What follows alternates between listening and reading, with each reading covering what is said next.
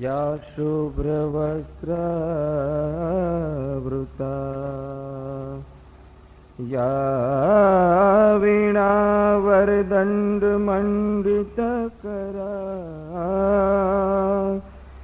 या श्वेतपद्मासना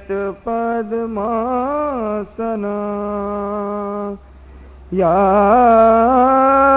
ब्रह्माच्युतशङ्कर प्रभृतिभिः देवे सदा वन्दिता सा मां पातु सरस्वती भगवती निशेष जाड्यापः निशेष जाड्यापः। अस्तु। આભાર જીતેન્દ્રભાઈ. અને હવે કોઈ પણ પરિચયની પરોજણમાં પડ્યા વગર જ આપની સમક્ષ પધારી રહ્યા છે ભાઈ શ્રી દર્શનભાઈ જરીવાલા. તેમનું સ્વાગત કરશે ટ્રસ્ટના ટ્રસ્ટી શ્રી હરિવિલાસભાઈ મહેતા. દર્શનભાઈને અત્રે પધારવા વિનંતી. હરિવિલાસભાઈને સ્વાગત માટે વિનંતી. દર્શનભાઈ જરીવાલા. સજ્જનો અને સન્નારીઓ, દોસ્તો, મને હસીતે જ્યારે કહ્યું કે આપણે સમયસર 9:30 વાગે પ્રોગ્રામ શરૂ કરી દઈશું, ત્યારે મેં એને કહ્યું હતું કે અમારે નાટકોમાં એક એવી પ્રથા છે કે પહેલી અને બીજી ઘંટડી કલાકારોને તૈયાર થવા માટે એક સંકેત હોય, પણ ત્રીજી ઘંટડી તો ટિકિટ બારી પર બેઠેલો પ્રોડ્યુસર જ્યારે આંગળી ઊંચી કરે ત્યારે જ વાગે. એ એટલા માટે કારણ કે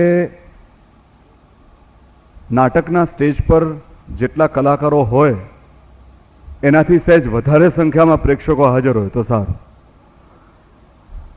જ્યારે હું અહીંયા આવ્યો ત્યારે મને સહેજ માફી માગતો મને હસી તો એમ કહ્યું કે માફ કરજો દર્શનભાઈ, આજે લગ્નોની એટલી બધી કંઈક સારી તિથિ છે ને બધી લગ્નો એટલા બધા છે કે આપણે ત્યાં લોકો જરા ઓછા આવ્યા છે. મેં કીધું કંઈ વાંધો નહીં, નડિયાદમાં જેટલા લોકો મારી ખરાબ છાપ લઈને ઓછા છે એટલું મારે માટે જ સારું છે. આજનો વિષય છે નાટક, જીવન એક નાટક. મેં લગભગ છેલ્લા 21 વર્ષથી આ નાટક નામનું એક ઝેર મારા લોહીમાં ફરતું રાખ્યું છે. જ્યારે હું લગભગ 3 મહિનાનો હતો ત્યારે મારા મમ્મી પાછા નાટકોમાં કામ કરવા સ્ટેજ પર ચડી ગયેલા. ત્યારે મને આમ વિંગમાં ઊભો રાખતા, સાથે રાખતા પોતાની, અથવા તો એ પોતે મારી પાસે રહેતા. અને એમની એન્ટ્રી આવે ત્યારે જે કોઈ પણ બીજા કોઈ બહેન ભાઈ ત્યાં હોય ત્યારે મને એમની પાસે મૂકીને એન્ટ્રી કરીને પછી પાછા આવી જાય. જ્યારે મને આ વાતની ખબર પડી, હું સમજણો થયો એ પછી, ત્યારે મને એક વસ્તુનો વિચાર આવ્યો કે આ નાટકમાં સેટમાં તમે જે દરવાજો જુઓ છો એને એક ઉંબરો હોતો નથી, કારણ કે અંધારામાં એ ઉંબરો ઓળંગતા કોઈક પડે અને કોમેડી ન હોય તો પણ નાટકની કોમેડી કરી નાખે, એ પોસાય નહીં. પણ એવા ઉંબરા વગરના દરવાજામાં પેલી બાજુ એક સ્ત્રી છે કે જેને પોતાને એક 3 મહિનાનું બાળક છે કે જેને ધવડાવતી હોય છે. અને એ પછી એ ઉંબરા વિનાના દરવાજાને ઓળંગે અને આમ આવે એટલે તરત એ એક સ્ત્રી, જે સ્ત્રી છે એ મટીને એક પાત્ર બની જતી હોય છે. કેટલી સરળતાથી એ આ માત્ર 1 મિલીમીટર પસાર થાય, ત્યારે જાણે કે હોય કે એક અદ્રશ્ય પડદામાંથી પસાર થઈ હોય તેમ પોતાની એક ઓળખાણ પેલી બાજુ મૂકી, પોતાના દીકરાને પેલી બાજુ મૂકી ને સ્ટેજ પર આવે છે ત્યારે કોઈક પાત્રમાં હોય છે. એ પાત્ર ભજવે છે.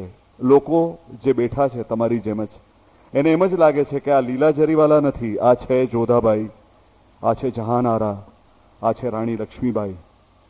અને જ્યારે પોતાનો પાઠ ભજવીને પતાવીને નાટક પૂરું થાય પછી અંદર જાય છે ત્યારે પાછી બની જાય છે એક સીધી સાદી ગૃહિણી, એક માં, લીલા જરીવાલા નામની, કે જેને એક 3 મહિનાનું બાળક છે. આ વાત મને હંમેશા ખૂબ જ હજી પણ અદ્ભુત અને અલૌકિક લાગે છે. નાટક અને જીવન આ બંને વચ્ચે આપણે પણ એક ખંડમાંથી બીજા ખંડમાં પસાર થતા હોઈએ એમ પસાર થયા જ કરતા હોઈએ છીએ. પળે પળે જીવાતું જીવન એ એક તરફ છે અને જેનો આદિ મધ્ય અને અંત નિશ્ચિત છે એ નાટક એ સહેજ બીજી તરફ છે. પણ જીવન એ નાટકથી પણ અદકેરું જીવન નાટક મને લાગ્યું છે. જીવન નાટક કરતા પણ વધારે રસપ્રદ મને ઘણીવાર લાગ્યું છે. વધારે પડતું બીભત્સ મને લાગ્યું છે, વધારે પડતું ભયંકર મને લાગ્યું છે, વધારે પડતું અલૌકિક મને લાગ્યું છે. ભરતનાટ્ય શાસ્ત્રમાં જેને વલોવી નાખવામાં આવ્યા છે એવા નવ રસ એ બધા એક સાથે જુદી જુદી માત્રામાં આપણા પોતપોતાના જીવનમાં સતત હોય છે. એક બહુ જ સરેઆમ લાગતા જીવનની પણ નીચે જાણે કે એક રણની નીચે પાતાળ ઝરણ વહેતું હોય એમ એ નાટકનું તત્વ આપણા જીવનમાં પણ હોય છે. તમે વિચાર કરો, આજે સવારે હું મુંબઈમાં 5:30 વાગ્યાનું એલાર્મ વાગ્યું ત્યારે ઉઠ્યો અને ખૂબ જ ક્રમબદ્ધ રીતે 5:30 જ્યારે જ્યારે એલાર્મ વાગે છે ત્યારે હું મારી દીકરીને ખુશાલી ઉઠ 5:30 વાગ્યા એમ કરીને પડઘું ફરીને સૂઈ જાઉં છું. એવું મેં કર્યું. હું ભૂલી ગયો હતો કે આ એલાર્મ આજે મારે માટે છે. પછી હું પાછો સૂઈ ગયો. 6 વાગે ઉઠ્યો ત્યારે એટલે એકદમ નિદ્રાધીન ઊંઘણશી એવો પણ છતાંય જેને પોતાની બાપ તરીકેની ફરજો યાદ છે એવી ભૂમિકા કરતો હતો હું જ્યારે મેં ખુશાલીને ઉઠાડી ત્યારે. વળી પાછું પડઘું ફરીને સૂઈ ગયો અને 6 વાગે ઉઠ્યો ત્યારે હું એક બેબાકળા અને બહુ કયાગરા પતિની ભૂમિકામાં હતો, કારણ કે મારી પત્નીએ મને ધક્કો મારીને જગાડ્યો. 6 વાગ્યા, 7 વાગે ટ્રેન છે, ભાગો. એટલે હું ઉઠ્યો. મેં બ્રશ કર્યું, જેમ તેમ કપડાં 2 જોડી નાખ્યા બેગમાં ને હું ભાગ્યો બોરીવલી. ત્યારે હું એક જુદી જ ભૂમિકામાં હતો. મારો ડબ્બો મને નહોતો મળતો અને બોરીવલી ટ્રેન માત્ર 2 મિનિટ ઊભી રહે છે. આ ટ્રેનનું તંત્ર પણ બહુ વિચિત્ર છે. ટ્રેન જ્યારે ઉપાડી જવાની હોય ને ત્યારે જ એ લોકો ટાઈમસર ઉપાડી જતા હોય છે, જ્યારે આપણે હજી તો પ્લેટફોર્મ પર પહોંચ્યા પણ ન હોઈએ. પણ હું પ્લેટફોર્મ પર પહોંચ્યો ત્યારે ટ્રેન ઉપડી નહોતી ગઈ, પણ પહેલા ડબ્બામાં ચડી ગયો. શોધતો મારા ડબ્બા સુધી પહોંચ્યો ત્યાં સુધીમાં એક ભાઈએ બોરીવલી ઉપર હું નહીં આવું, કદાચ હું મરી ગયો છું એ આશામાં ને આશામાં મારું સ્થાન ગ્રહણ કરી લીધું હતું. મારી સીટ પર એ બેઠા હતા. પછી હું આવ્યો. મને આવે વખતે બહુ જ ક્ષોભ થતો હોય છે. મારી પોતાની સીટ કોઈ બીજા પાસે માગવા માટે મને બહુ ક્ષોભ થતો હોય છે. કદાચ આપણા દેશે 50 વર્ષ જે ક્ષોભ અનુભવ્યો છે કે આપણે દરેક વસ્તુમાં બહુ ક્ષોભપૂર્વક જ આપણી આઝાદીથી માંડીને અત્યાર સુધી જે રીતે વાત કરી છે આપણા નેબર્સ સાથે, પાકિસ્તાનને કે ચીનને આપણે એમ જ કહ્યું છે કે ભાઈ પેલી જગ્યા મારી છે, જરા મને આપી દેજો ને ભાઈ. અને ચીન કહે છે કે શું જગ્યા તારી જગ્યા શું કરે છે યાર? એ તો યાર જેની લાઠી એની ભેંસ, ચલ ફૂટ. એટલે આપણે ચલ ફૂટ કરીને બેસી રહ્યા છીએ. એટલે આ અણુ ધડાકા થયા એની પહેલાના ભારત જેવો હું બોરીવલી ઉપર જ્યારે ચડ્યો ત્યારે મારી ઘણી બધી જમીન આ ચીન કાય એક મહાન માણસ પચાવીને બેઠો હતો. એટલે મેં આમ એક્સક્યુઝ મી એમ કરીને મારો અમિતાભ બચ્ચનનો અવાજ કાઢ્યો. આવી વખતે હું એક અમિતાભ બચ્ચનનો અવાજ રાખતો હોઉં છું. एक्सक्यूज मी, मुझे लगता है शायद आप मेरी सीट पे बैठे हैं. એને કાંઈ ફરક નહોતો પડ્યો. એણે મારી તરફ જોયું અને પછી બારીની બહાર જોયું. એટલે મેં કીધું एक्सक्यूज मी, तुम्हारा कौन सा सीट नंबर है? એટલે એણે કહ્યું तुम्हारा कौन सा है? એટલે મેં કીધું हमारा ये है. મને કે દિખાઓ. મેં બેતાડી ટિકિટ, મારી જ સીટ હતી એ. પછી જાણે કે બહુ જ કટાણું મોં કરીને કે આ ક્યાં આવી ગયો એમ કરીને પછી ઉઠ્યો અને મારી બાજુની સીટ પર જ બેસી ગયો. ત્યાં પણ કોઈક બીજું આવવાનું હતું. પણ મને થયું કે આ માણસ, એટલે તે વખતે હું એકદમ આમ બહુ જ સહેજ ડરપોક ને આ એક માણસને હું કેવી રીતે કહું કે આ તું મારી જગ્યાએ બેઠો છે એવા એક માણસની ભૂમિકા કરી રહ્યો હતો. ત્યારથી હું અમદાવાદ પહોંચ્યો ત્યાં સુધી મેં એક લગભગ 13 દિવસથી સૂતો ન હોય એવા એક કુંભકર્ણની ભૂમિકા કરી ને લગભગ વટવા ગયું ને મણિનગર આવ્યું ત્યાં સુધી હું ઘોરતો હતો. મારી બાજુમાં જે બહેન હતા એ મને લાગે છે કે બિચારા સૂઈ નહીં શક્યા હોય. કારણ કે મારા નસકોરાનો અવાજ ભલભલાને જગાડી મૂકે એવો હોય છે. ત્યાંથી હું મારી ઓફિસે ગયો ત્યારે હું અચાનક એક નેશનલ સ્ટોક એક્સચેન્જના સ્ટોક બ્રોકરની ભૂમિકામાં આવી ગયો. 4-5 કલાક એવી ભૂમિકા મેં ત્યાં ભજવી. 6 વાગે નિકુંજ જ્યારે મને લેવા આવ્યો ત્યારે મને મારી અંદર એક હવે આ ટ્રાફિકમાં અમદાવાદથી હું નડિયાદ કેવી રીતે સમયસર પહોંચીશ એવો એક ભયભીત મુંબઈમાં રહેતો માણસ જાગૃત થયો. અને હવે અત્યારે હું તમારી સામે ઊભો છું. તમે વિચાર કરો, સવારના 6:30 થી તે અત્યારના હું પહોંચ્યો ત્યાં સુધી મેં લગભગ 7 ભૂમિકા ભજવી નાખી હશે.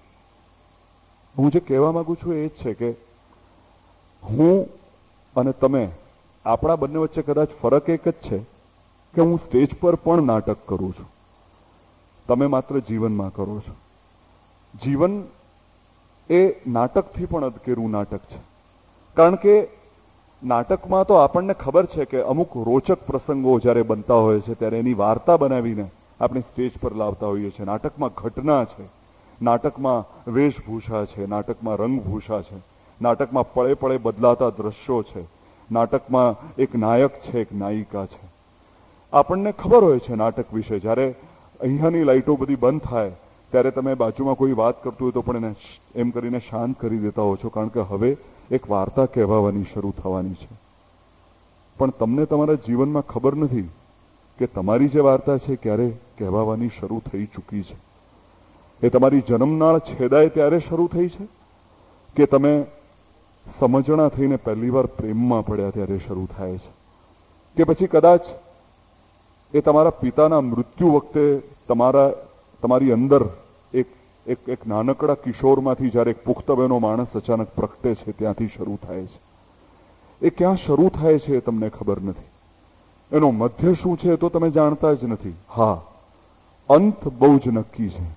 આપણને બધાને ખબર છે કે કોઈક એક સમી સાંજે કોઈક અજાણ્યા દરિયાના કિનારે કદાચ આપણા બધા જ ભાઈ ભાંડુઓથી દૂર એક લોહીનો જુવાળ આવશે. અચાનક કાનના પડદા ફાટી જાય એટલી એક તીણી, એક દર્દની ચીસ આવશે અને પછી આપણે આપણો આ જે કોસ્ચ્યુમ છે શરીર નામનો એ છોડી દીધો હશે અને આપણે વળી પાછા કોઈ દરવાજાની પેલી બાજુ ચાલી ગયા હોઈશું કે જ્યાં આપણે કદાચ આપણા સ્વભાવમાં પાછા જતા હોઈએ છીએ. પણ એ સ્વભાવ કે એ પ્રકૃતિને છોડીને જ્યારે આપણે અહીંયા આવીએ છીએ ત્યારથી આપણી ભૂમિકાઓ શરૂ થાય છે.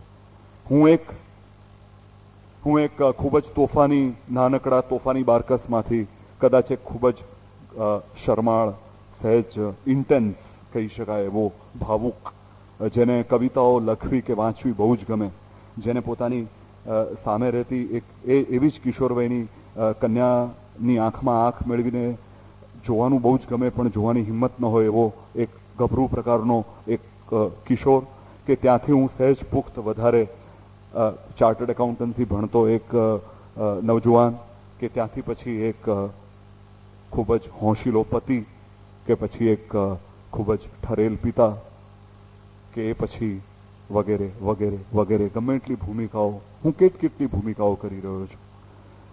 અને ઘણીવાર એવું પણ થાય છે કે fact is stranger than fiction. હું કોઈ પણ એક સારામાં સારા લેખકને 25,000 રૂપિયા આપીને કહું કે તારી જિંદગીમાં સૌથી વધારેમાં વધારે રોચક જે પ્રસંગ બન્યો હોય એનું એક નાટક બનાવી આપ, ને એ નાટક જ્યારે હું વાંચું ત્યારે મને એમ થાય કે યાર આ 25,000 ઇઝ ડાઉન ધ ડ્રેન. કારણ કે કદાચ તમે પણ એ વાંચો તો તમને એમ થાય કે આના કરતાં વધારે તો ઇન્ટરેસ્ટિંગ વિષય કે ઇન્ટરેસ્ટિંગ વસ્તુ મારી જિંદગીમાં બની છે. 1989માં મને યાદ છે, હું નિમેશ દેસાઈ અમદાવાદમાં નિમેશ દેસાઈની એક સિરિયલમાં હું રોલ કરતો હતો અને એની સાથે સાથે મારું એક નાટક ચાલતું હતું મૂળરાજ મેન્શન નામનું. એ મૂળરાજ મેન્શનમાં મારે એક બહુ જ ટિપિકલ ભૂમિકા કરવાની હતી.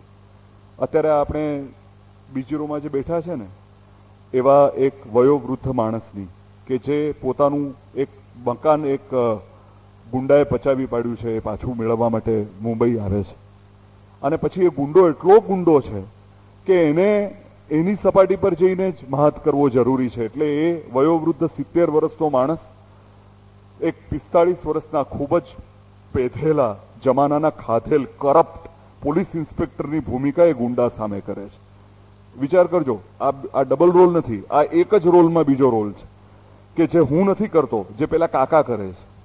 એટલે આ બધું કરવાનું હતું. એટલે પરેશે મને કહ્યું, હું અને પરેશ રાવળ અમે એક નાટકમાં એ સાથે હતા, ત્યારે પરેશે મને કહ્યું, મને કે દર્શન વાળ ઉતરાવીશ તું? મેં કીધું જરૂર ઉતરાવીશ, કારણ કે આમાં હું એક વીક પહેરું, પછી એની ઉપર બીજી વીક પહેરું તો રાવણ જેવું, મારા 10 માથા જેવું લાગશે. એટલે એને એક નૈસર્ગિક, એક નેચરલ ઇમ્પેક્ટ આપવા માટે મારા વાળ ઉતરાવવા પડશે. ત્યારે એ 14 મહિના 1989 થી 90 હું એક સંન્યાસી કે સાધુ કેવી રીતે સાવ સફાચટ હોય એવી રીતે રહ્યો. દરેક સવારે મારે હજામ પાસે જઈને મારું ડોકું મુંડાવી દેવાનું. આ હું વ્યવસ્થિત કરતો. અને સાથે સાથે હું નિમેશ દેસાઈની સિરિયલમાં અમદાવાદ કામ કરવા પણ જતો. 30મી ઓગસ્ટ 1989ની સવારે 6 વાગે મને ફોન આવ્યો કે મારા પિતાજી અમદાવાદમાં મુંબઈમાં ગુજરી ગયા છે. 30મી ઓગસ્ટ ભારત બંધનો દિવસ હતો. હું એરપોર્ટ પર જ્યારે પહોંચ્યો ત્યારે ત્યાં કોઈ નહોતું. ફ્લાઇટ આવવાની હતી પણ મને ખબર નહોતી આ વાતની. એટલે મેં ત્યાંના ડ્યુટી ઓફિસરને જઈને કહ્યું કે હું અમદાવાદમાં આ રીતે આવ્યો હતો, મારા ફાધર ગુજરી ગયા છે, એટલે મારે તત્કાળ જવું પડે એમ છે, તમે કંઈ પણ કરો પણ મને આ ફ્લાઇટમાં જવા દો. એણે મારી તરફ જોયું. મારું માથું ઓલરેડી મુંડાવેલું હતું.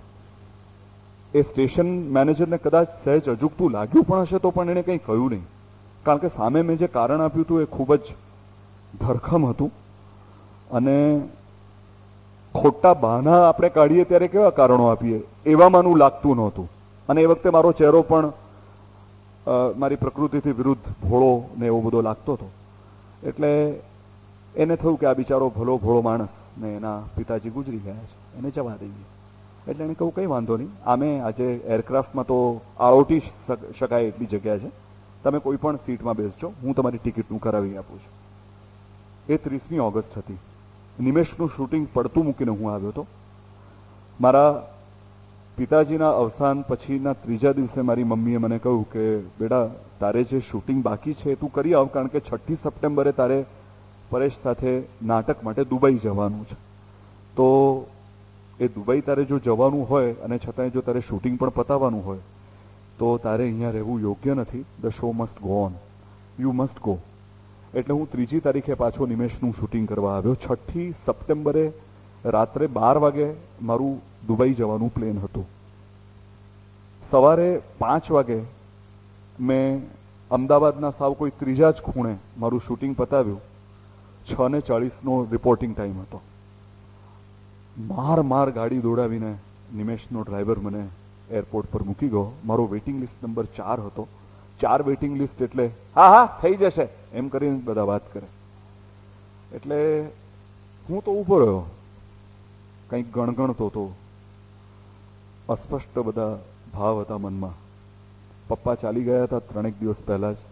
ઘરની બદલાયેલી પરિસ્થિતિ વિશે, મારી બદલાયેલી પરિસ્થિતિ વિશે પણ ક્યાસ કાઢવાનો કે શાંતિથી બેસીને વિચાર કરવાનો મને સમય નહોતો મળ્યો. હું એકલો હતો.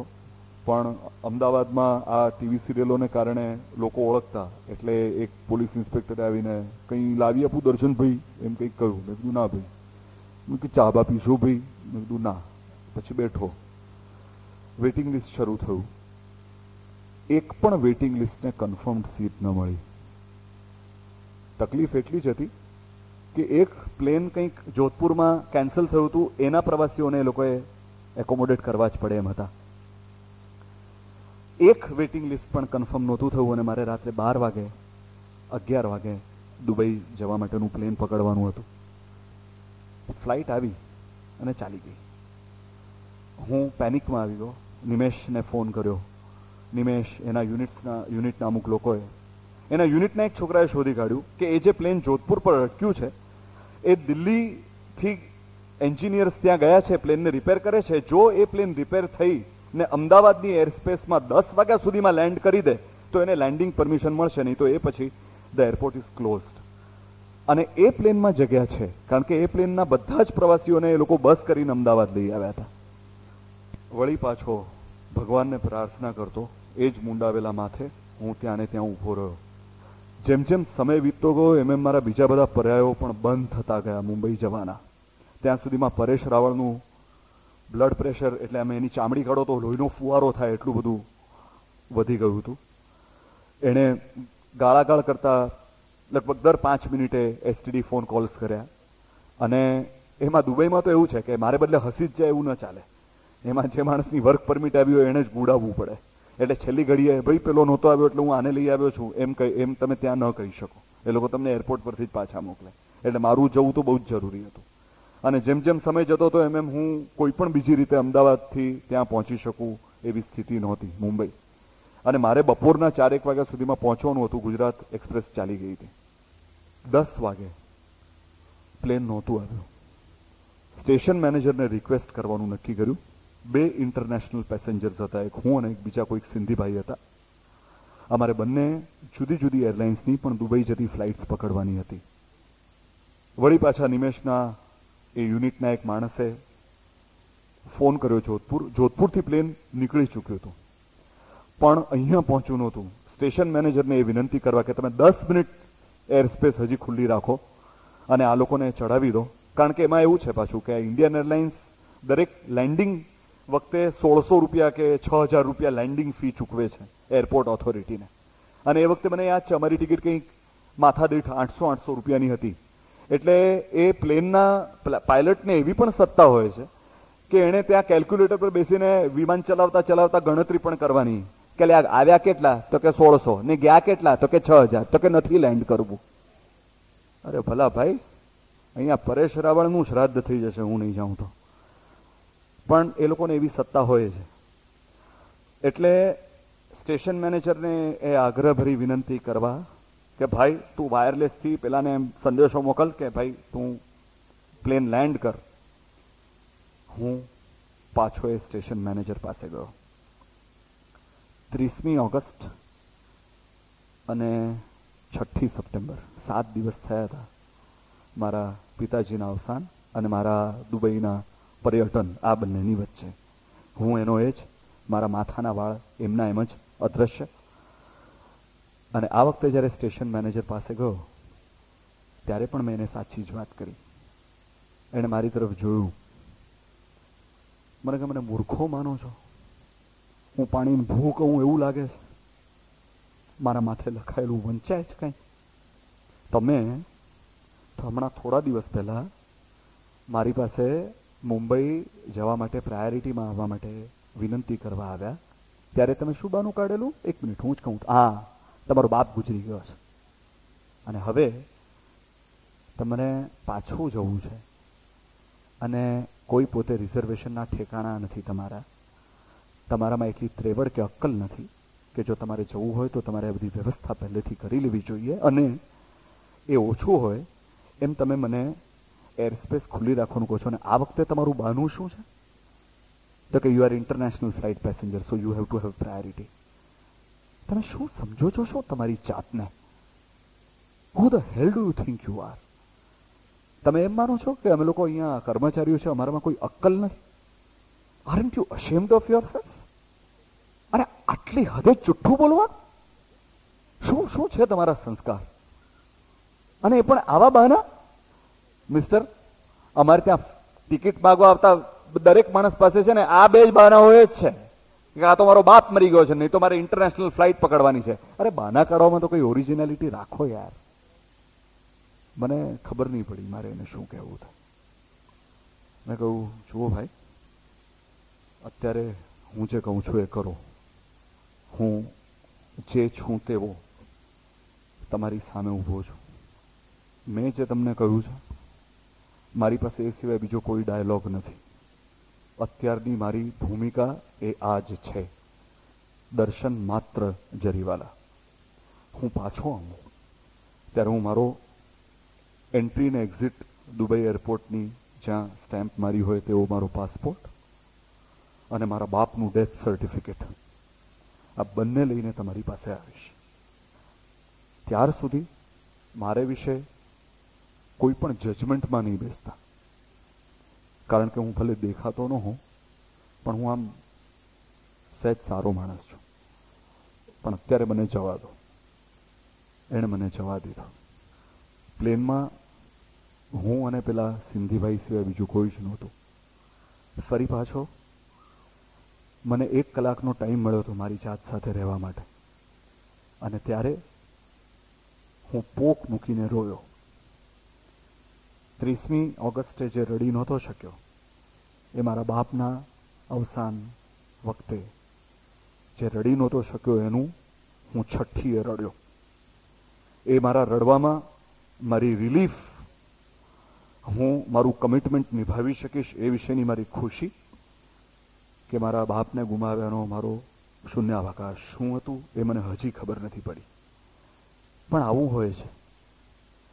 તમે કહીને મરી જાઓ કે મારે એક સરસ રોલ કરવો છે, મારે એક બહુ જ સરસ રોલ કરવો છે, અને અમારી આખી તવારીખ દરમિયાન તમને રોલ કરવા સ્ટેજ પર ન મળે, અને તમે ઉંબરો ઓળંગો અને દરવાજાની પેલે પાર જાઓ ને તરત તમને રોલ કરવા મળી જાય છે.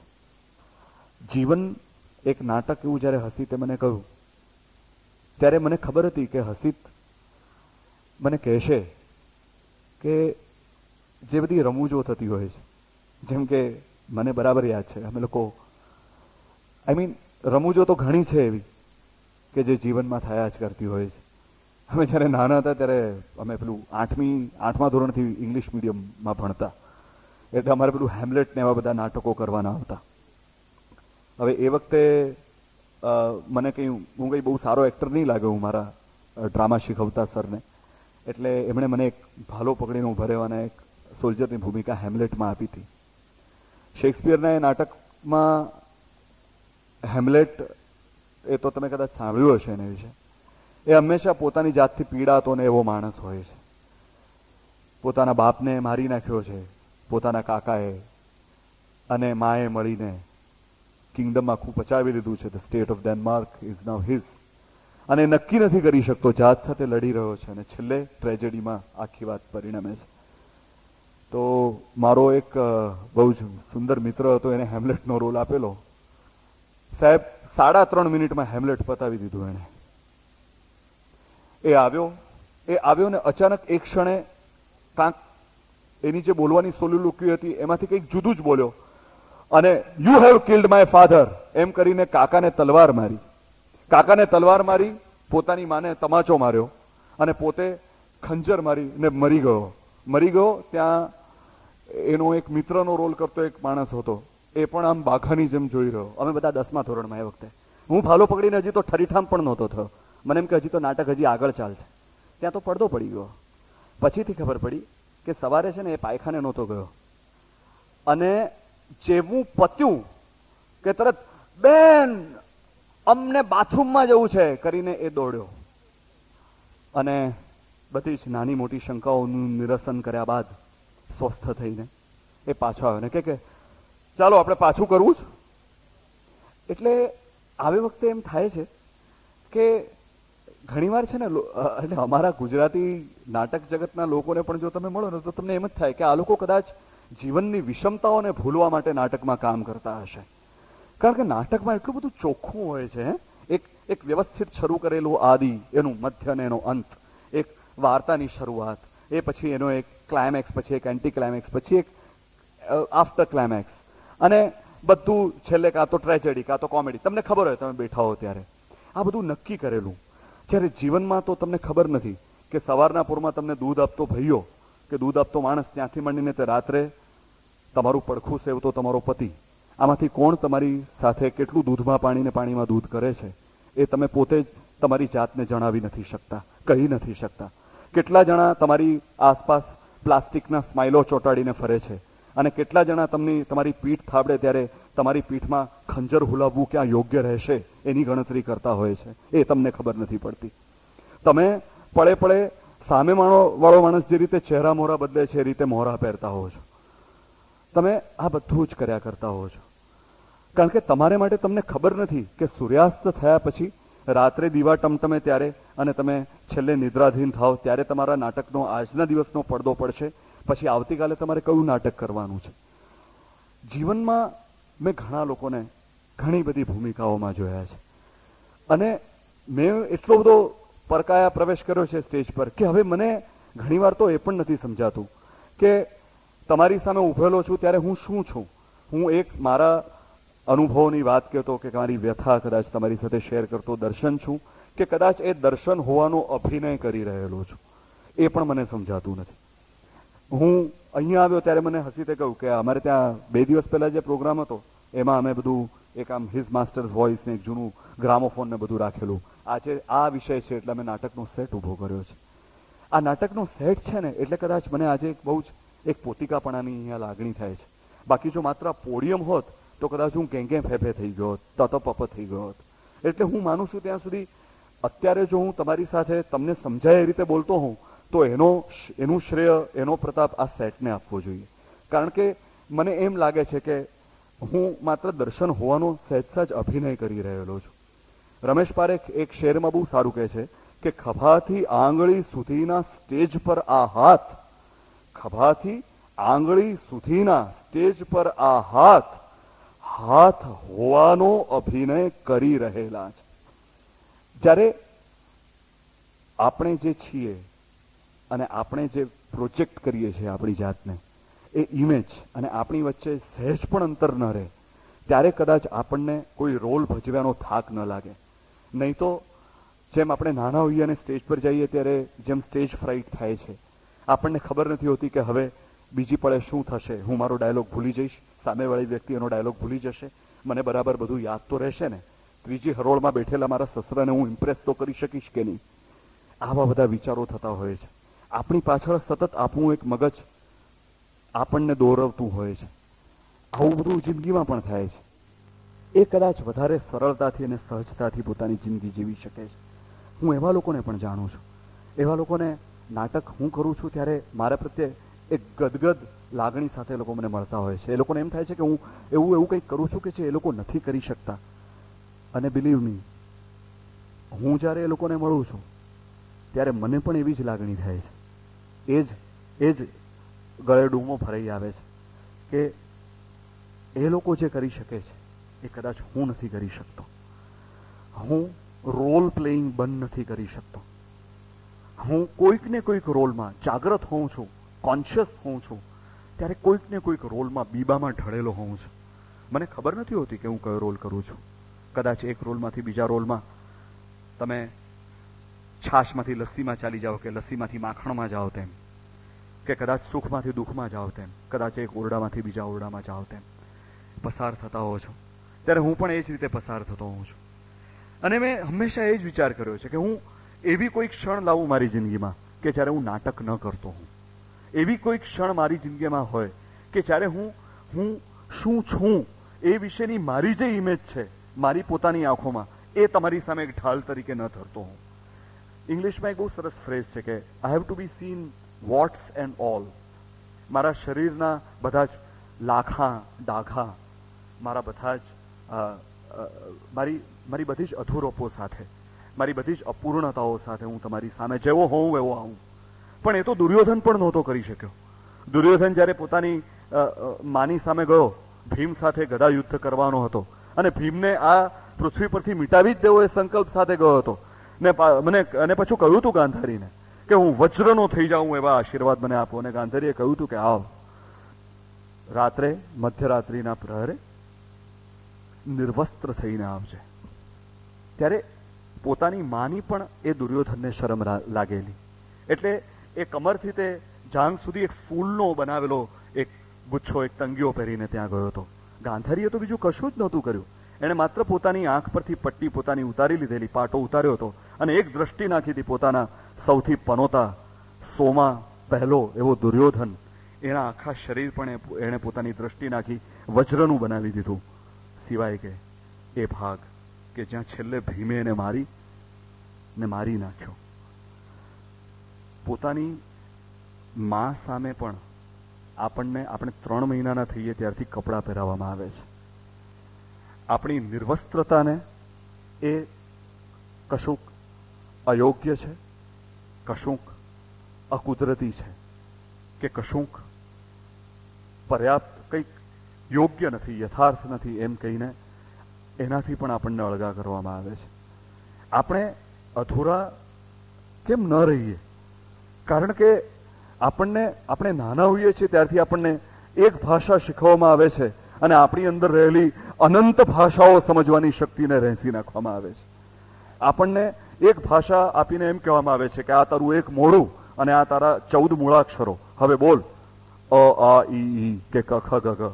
અને સાથે સાથે મારા ગમે એટલા પૂર્વજન્મોના ગમે એટલા અવાજો, નાદો, સિસકારાઓ, આ બધાને હું ભૂલીને પાછો દર્શન તરીકે આ જિંદગીમાં મારી ભૂમિકા શરૂ કરું છું. એ પછી પળે દરેક વખતે સામાજિક દંભથી માંડીને તે આપણા અંદર રહેલી આપણી પોતાની ગિલ્ટ ફિલિંગ્સને કારણે જ્યાં જ્યાં આપણે જુઠ્ઠા પડીએ છીએ, જ્યાં જ્યાં આપણે ખોટા ઠરીએ છીએ, ત્યાં ત્યાં આપણને ખબર પડે છે કે આપણે એક્ટિંગ કરી રહેલા છીએ. એટલી હદ સુધી કે દેવોએ જેને પંચમ વેદ કહ્યો છે એવું આ નાટક, એ નાટકને પણ હવે આપણે એક પેજોરેટિવ, એક 4 લેટર વર્ડ તરીકે વાપરતા થઈ ગયા છે કે અરે એ તો નાટક કરે છે. જ્યારે કોઈ પણ માણસનું મૂલ્ય, એનું અવમૂલ્યન કરી નાખવું હોય તો આપણે એને કહીએ છીએ કે અરે મોટો કલાકાર છે, સાચવજે એનાથી. શું છે આ? આપણે જાણીએ છીએ કે આપણે આ કરીએ છીએ ત્યારે આપણે શું કરી રહ્યા છીએ. માટે આપણને એ બાબત વિશે ઘૃણા છે, આપણને આપણા ઉપર ઘૃણા છે. માટે આપણે કલાકાર કરીને એ વાતને સાવ ઉડાવી દઈએ છીએ. કારણ કે આપણે અરીસો આપણી સામે દર્પણ ફેસ નથી કરી શકતા. આપણે આપણી જ રિયાલિટીને ફેસ નથી કરી શકતા કે આપણે શું પળે કાચિંડાની જેમ રંગ બદલીએ છીએ. જીવનમાં નાટક કરવું જ પડે છે દોસ્તો. કદાચ તમારે કરવાની તમને મજા આવતી હોય, કરવાનું તમને યોગ્ય લાગતું હોય, તમને કરવામાં તમને એટલે એક ઇઝ હોય, even if you are not good at it, if you are good at it, કે તમને ઈચ્છા ન પણ હોય તો પણ હસતા રહેવું પડે છે. સગી માં ગુજરી ગઈ હોય ત્યારે આપણને લોકો આવીને રડાવે છે. રડવાનો કાર્યક્રમ હોય છે એક આખો. આપણને ખબર છે કે આપણી મોટી ફઈ આવીને આપણે વાસે થાબડશે અને શી વિલ એક્સપેક્ટ કે આપણે મારે કરીને રડીએ. પણ ઘણી વેદનાઓને તો મૂળાક્ષરો જ નથી હોતા. ત્યારે તમે કેવી રીતે મારે બોલી શકો? અને વેદના એક એવી અંગત પોતીકી ચીજ છે. તમે એને કેવી રીતે બધાની સામે બધાને દેખાડવાના એક ભાગ, એક કાર્યક્રમ રીતે તમે એને દેખાડી શકો. પણ આપણને કહેવામાં આવે છે કે આ કરવું બરાબર છે. મને યાદ છે અમારા લગ્ન થયા ત્યારે અપરા હસતી હતી અને હું રડતો હતો.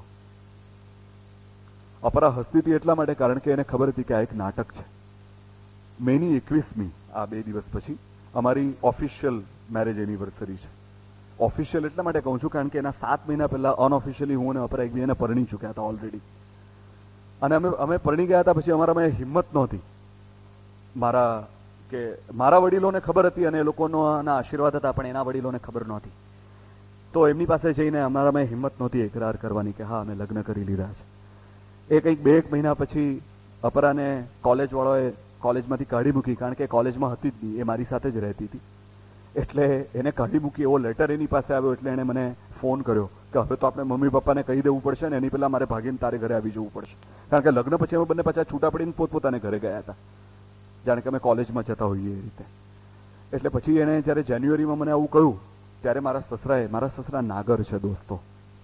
અને નાગરનું એવું છે કે ઘરમાં ભલે ગમે એટલું જે કંઈ પણ ચાલતું હોય, બહાર આપણે બંધ મુઠ્ઠી જ રાખવાની. દર્શનરાય એટલે એને મારી પાસે બંધ મુઠ્ઠી રખાવીને મને કહ્યું કે મારે તો છાકો પાડી દેવો છે. મેં કીધું મુરબ્બી 1981માં 2.5 લાખ રૂપિયા એટલે શું એ તમે કદાચ અત્યારે સમજી શકશો.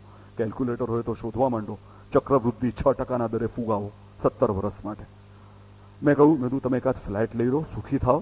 મેં તો તમને સુખી કરી જ દીધા છે તમારી દીકરીને લઈ જઈને.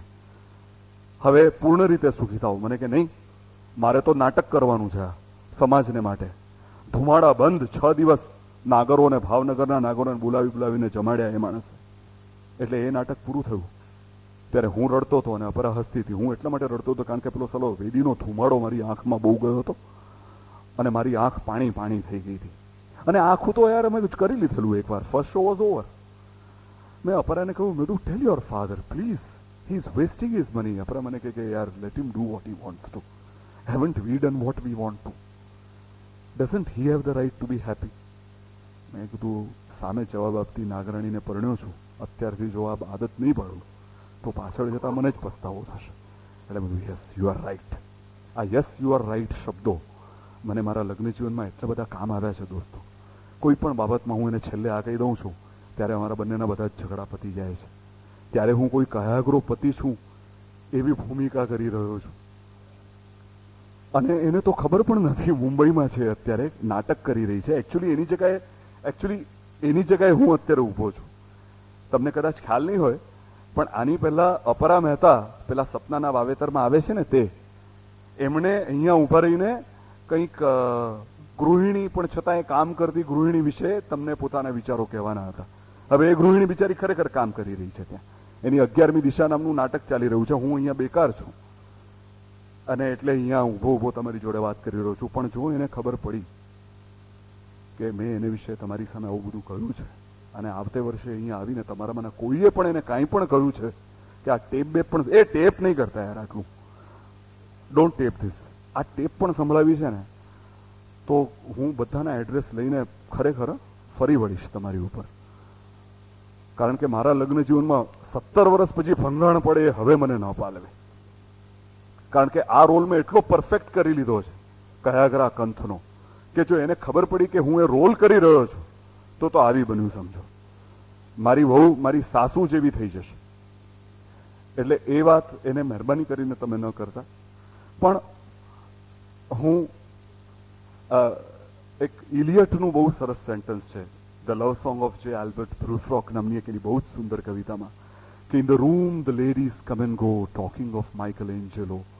એના ઉપરથી સુરેશ દલાલે પોતાના એક દીર્ઘ કાવ્યમાં એક બહુ સરસ લખ્યું છે કે આપણે ઉઠમણામાંથી લગ્ન સમારંભમાં જઈએ છીએ, આપણે શોકમાંથી આનંદમાં જઈએ છીએ, જાણે એક ઓરડામાંથી બીજા ઓરડામાં જતા હોઈએ તેમ. એ જ રીતે મેં જોયું છે મિત્રો કે હું એક ભૂમિકામાંથી બીજી ભૂમિકામાં જતો હોઉં છું. એટલી એફર્ટલેસનેસથી રાત્રે 2:30 વાગે તમે મને જગાડીને કહો કે મૂળરાજ મેન્શનના ઈશ્વરભાઈ મૂળરાજ કોઠારીની ભૂમિકા કરવાની છે, within half a second I will be able to become Ishwarbhai Mulraj Kothari. મને આ ફાવટ નાટકે આપી છે. નાટકની આ ફાવટ જિંદગીમાં વાપરવાનું પ્રલોભન મને બહુ હોય છે, બહુ લાલચ હોય છે. કારણ કે મને ખબર છે કે હું આઈ એમ ડેમ ગુડ, હું એક બહુ જ ઊંચા દરજ્જાનો એક્ટર છું. અને સામેવાળા માણસને પણ શું કરું સાહેબ, 670 રૂપિયા ભાવ હતો ત્યારે મેં તમને કહ્યું હતું કે લઈ લેજો, પણ હવે 680 થઈ ગયો, શું કરું, કાપી નાખું શેર. આવું એક શેર દલાલની રીતે મારે કહેવું હોય તો મને જરાય વાંધો નથી આવતો. પણ આ વાંધો મને નથી આવતો માટે જ મને વાંધો પડે છે. કારણ કે ભૂમિકા કરવાનો થાક પણ બહુ લાગે છે. મારી આંખ નીચે જે કાળા કુંડાળા વધી રહ્યા છે એ કદાચ આ રોજબરોજની જિંદગીમાં એકમાંથી બીજા અને બીજામાંથી ત્રીજી ભૂમિકા ઉપર જેમ એક પતંગિયું એકથી બીજા ફૂલ પર બેસતું એવી રીતે હું જે બેઠા કરું છું, ઊભો થાઉં છું, દોડાદોડ કરું છું, ઉડાઉડ કરું છું, એને કારણે હોઈ શકે. અને માટે જ ક્યારેક હું નક્કી કરું છું કે હું હવે પછીના 5 મિનિટ, 15 મિનિટ, 20 મિનિટ ભૂમિકા નહીં કરું. હું કોઈ ભૂમિકા નહીં કરું. હું જેવો છું એવો તમારી સામે ઊભો રહેવાની કોશિશ કરીશ. અને મને ખબર નથી મારી એ કોશિશમાં હું સફળ થયો છું કે નહીં. પણ જો આ બધાને અંતે જન્મનાળ છેદાય ત્યારે જે અંધારું હોય છે અને જે સુનકાર હોય છે, ત્યારથી તે તમારા જમણા પગને કોઈ અગ્નિદાહ આપે ત્યારે જે સુનકાર હોય છે અને ત્યારે જે અંધકાર હોય છે, આ તમારા થિયેટરમાં, નાટ્ય ગૃહમાં, નાટ્ય ગર્ભમાં જે અંધકાર છે એ જ અંધકાર છે. નાટક શરૂ થયા પહેલાનું, નાટક પૂરું થયા પછીનું.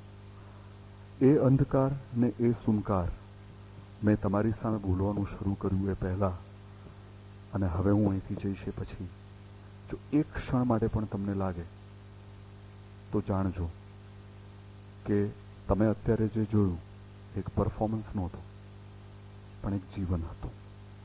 40 કે 45 મિનિટનું જીવન, પણ જીવન, નાટક નહીં. Thank you. ખૂબ આભાર દર્શનભાઈ. દર્શનભાઈ કે જેમની વય દૈહિક રીતે તો 39 વર્ષ જ છે, પણ માનસિક રીતે 7 થી 70 વર્ષની છે. આવું એમ કહેવામાં આવે છે કારણ કે એમની વય ચંદ્રની કળા મુજબ, પત્નીના મૂળ મુજબ, શેરબજારના ઇન્ડેક્સ મુજબ, દીકરીની માર્કશીટ મુજબ, મિત્રોના પ્રેમ મુજબ અને નડિયાદની રસિક પ્રજાના આવકાર પર આધારિત છે. એમનું ભણતર CA સુધીનું છે અને ચણતર 5 ફૂટ 11 ઇંચનું છે. વ્યવસાય એ શેર દલાલ છે, પ્રકૃતિ એ કલાકાર છે, સ્વભાવે એ માણસ છે અને નસીબે એ નાટકીય છે. 21 વર્ષનો એમનો નાટ્ય પ્રવાસ, જેમાં જીવનસાથી, હથેળી પર બાદબાકી, ચાનસ, ખેલૈયો, મુખવટો, મૂળરાજ મેન્શન, આંધળો પાટો, શૃંગાર કાંડ, મહત્વના મુકામમાં, નરસૈયો, અમાસના તારા, ક્યા બાત હૈ વગેરે ટીવી સિરિયલ્સ છે જ. સંગીત અને સાહિત્યના આ અભ્યાસી એવા દર્શનભાઈ કવિ હૃદયી પણ છે. આપણે એમને પ્રશ્નો પૂછવાની શરૂઆત કરીએ. પ્રશ્નો મોકલવા માટે વિનંતી કરું છું અને સાથે જ ગાંધી વિરુદ્ધ ગાંધી નાટકની બધી જ ટિકિટ પતી જાય, સમાપ્ત થઈ જાય તે પહેલાં વહેલી તકે મેળવી લેવાની વિનંતી કરું છું. પ્રશ્નોત્તરી આપની આજુબાજુ જે ગાર્ડ્સ ઊભા છે તેમને આપવા વિનંતી. તેઓ અહીંયા સુધી પહોંચાડશે જ. અને હવે આપણે દર્શનભાઈને પ્રશ્નોત્તરીનો દોર શરૂ કરીએ. મને પરણી ત્યારે એ જેમ અમુક વારસો એમને ગળથુથીમાં મળ્યો છે એમ શાસ્ત્રીય સંગીત શીખતી હતી. મેં કહ્યું કે આપણે ગુજરાતીઓ શાસ્ત્રીય સંગીતમાં છે ને બહુ નબળા છીએ. એકંદરે અપવાદો હશે કોઈ, પણ આપણે રિયાઝ કરવામાં માનતા નથી. એટલે તું એ રહેવા દે.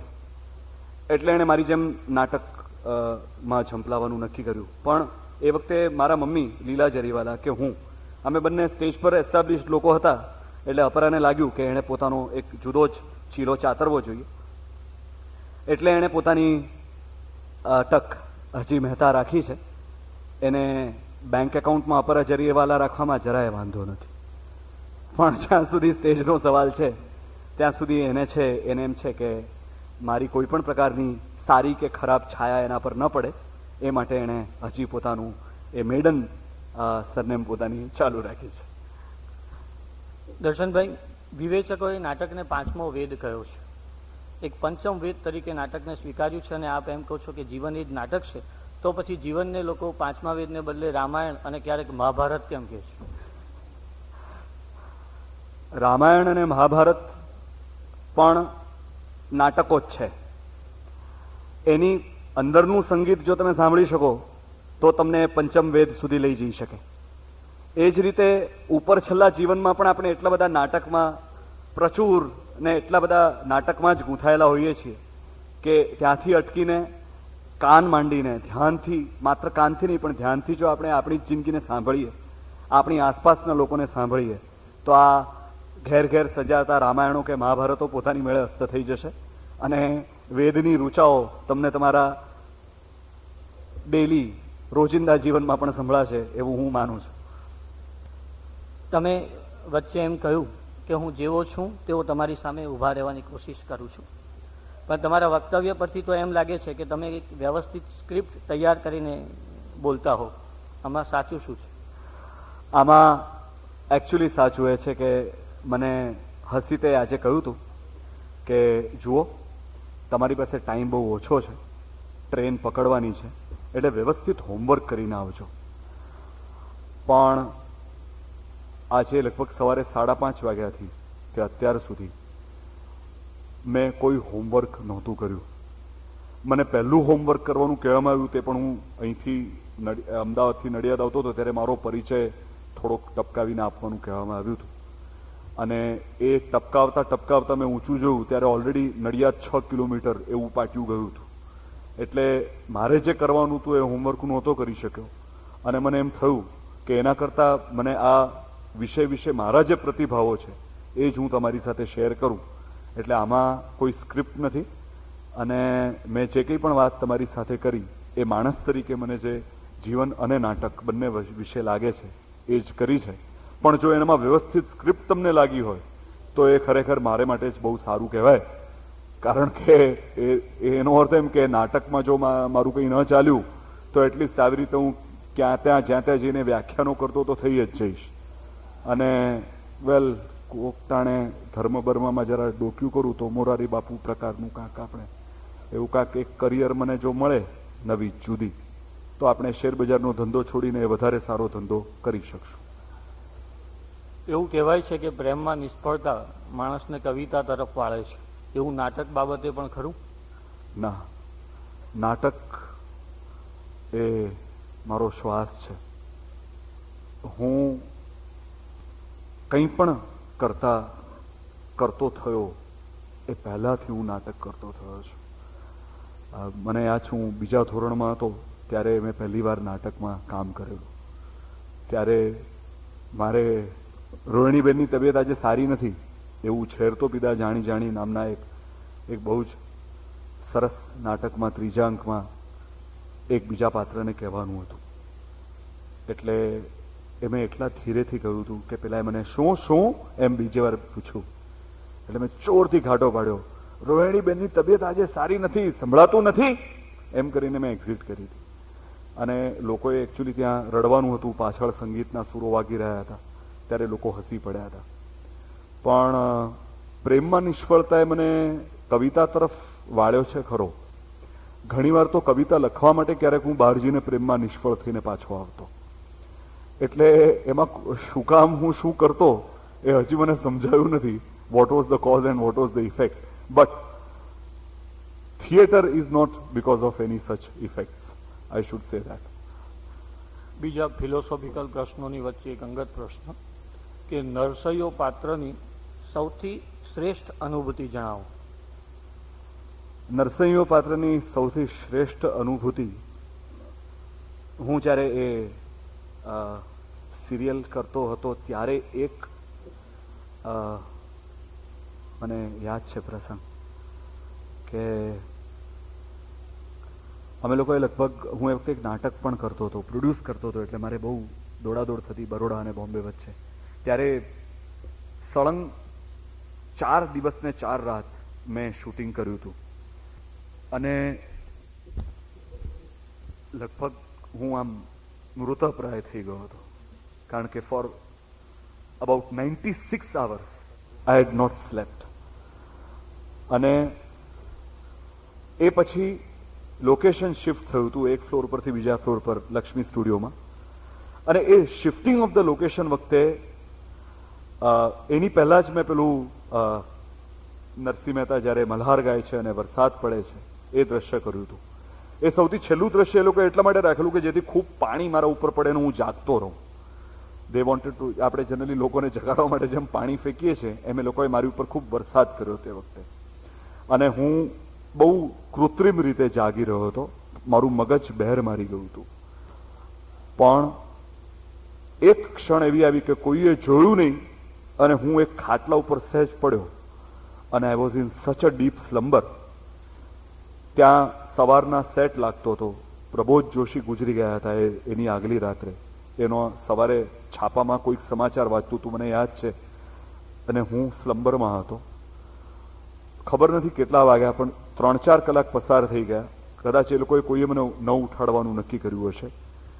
એ પછી મારી દીકરી બિંદુ ઉપાધ્યાય રોલ કરતી હતી. મારી દીકરી સાથે એક સળંગ શોટ હતો, ટ્રોલી શોટ, કે જેમાં સાસરીએ સિધાવો રે મારી કુંવરી રે, એ નરસિંહ મહેતાનું એક આખું પદ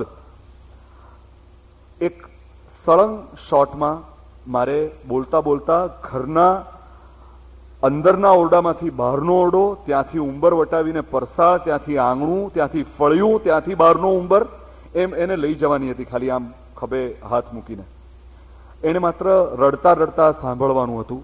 એમાં અમે લોકોએ કંઈક એવી એક તરકીબ કરી હતી કે જાણે કે કુંવર પાછી આવી છે, એને સાસરિયા દહેજ માટે હેરાન કરે છે ને એવું કાંક હશે, એવું કંઈક ઉપજાવેલું મને લાગે છે મૂળરાજભાઈએ લખેલું.